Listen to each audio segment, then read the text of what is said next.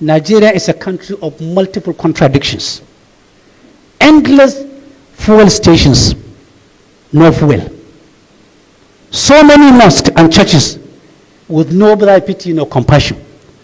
Blessed with natural resources and environment, but hunger hanging all over the horizon.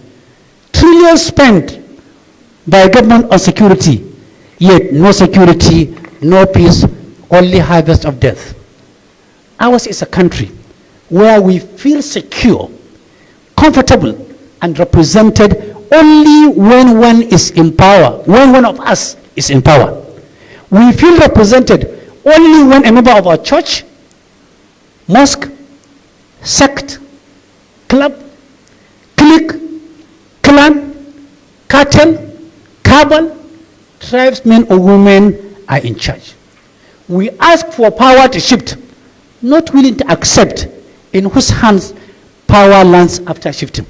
For example, when Karadua people in Kaduna State were agitating for power shift from Kaduna Central to their zone, and there is nothing absolutely wrong with that.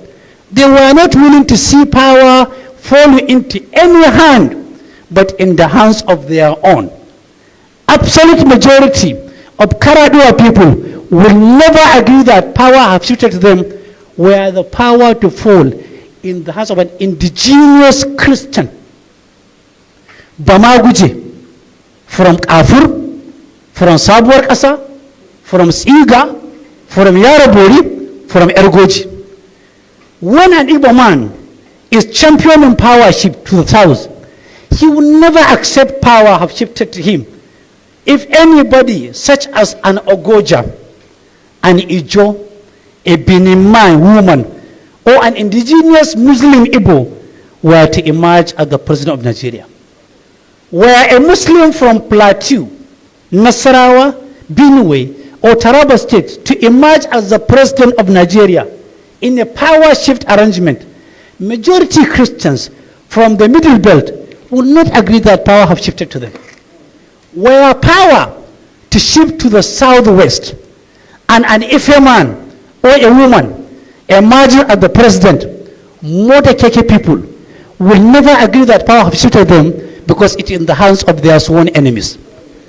I wonder how many Kaduna people will sincerely believe that power have shifted to them with a Daura man now presiding over, or how many Daura people sincerely believe power was with them when later Adua, a Katsina man, was presiding over. Such has been our mindset, our double standards, our myopic way of seeing and assessing issues and events, which defines the shaky base upon which Nigeria is built on. No country with such abnormality, with such selfishness and stupidity, harboring such malice, hate, and venom, will ever talk of development and growth. There is no basis for seeking to consolidate on them either. Our brand of democracy belongs to a class of its own. It is the only brand of democracy in the world where people with very well-known criminal records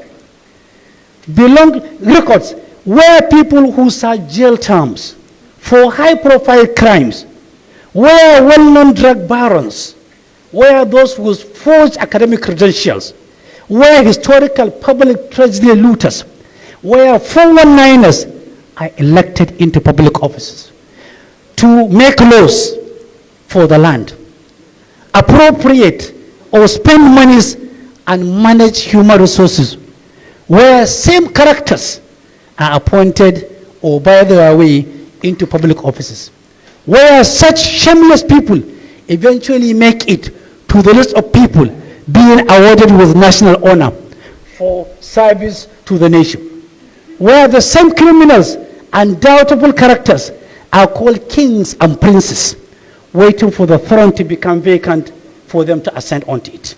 A country with such an outlook in governance must go on soul searching rather than seeking to rebuild, consolidate its democratic gains. For growth and development, Nigeria must rediscover itself, reinvent its own wheels, change its mindset, heal her multiple wounds, and last solution, and find a focus.